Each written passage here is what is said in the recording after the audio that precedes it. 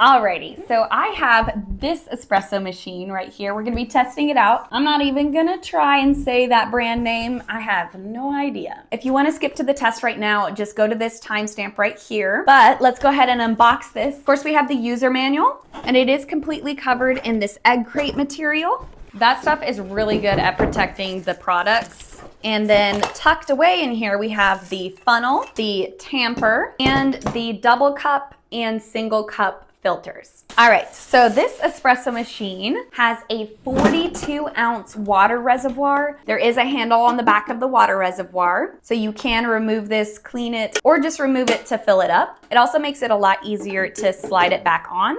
The lid just flips back, so if you wanted to just bring a pitcher of water over, you could just fill it like that as well. It also makes it so you don't lose the lid. Also, I just want to say I love the material of the outside of this because it is this fingerprint-proof stainless steel material. Super nice. I've been grabbing it all over to move it around, and I haven't left one fingerprint. On this side, we have the steam knob to go with the frother, and this can dispense hot water as well. So if you're making like an Americano or something, you could dispense hot water. The top is a warmer for your cup, so it keeps your espresso fresh and alive. We do have actual buttons for everything. The power button, the single or double cup button. This is an iced espresso button. And then over here we have the froth button. Right here is where you're gonna put in your funnel. They do have the lock, unlock icons. On the bottom we have a metal drip tray and the removable plastic one as well. So both of these you can remove and clean easily. Now going back to the funnel, there is this little notch right here on the funnel and this little poke out on the actual filter.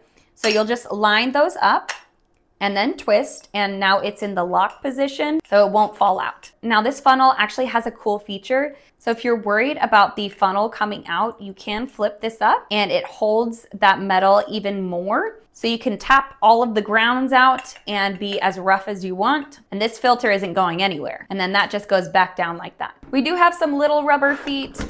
They don't suction or anything, so I can still move it around. So the funnel is gonna go in at the unlock position, and then you'll just twist it to the locked position. And then you can start brewing. So to test this out, we're gonna need to fill this up with water.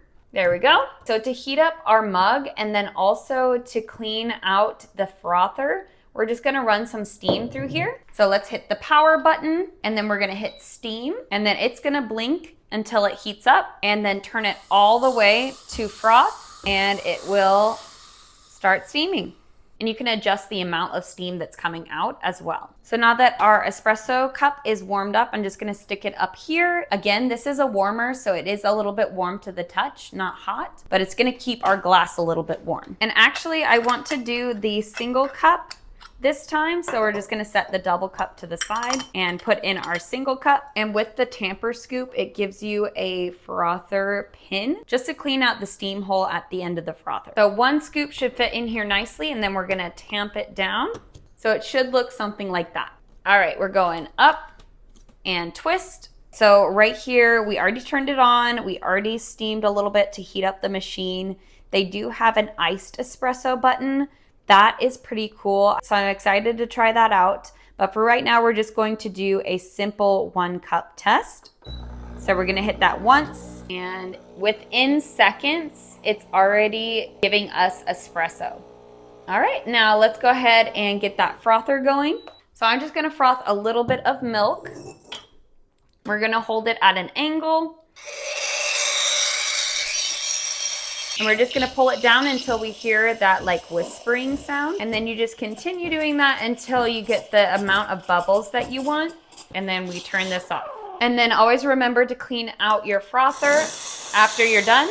And that's just how you make a latte with this espresso machine. Overall, I think this espresso machine is a really good find. It's a really nice compact size. It has a bunch of different settings, which I appreciate. The frother actually did really well. This is the fastest espresso machine I have ever had. So it pulled that espresso shot really quickly. But yeah, overall, I would give it about like an 8 out of 10. It was a really good mini espresso machine.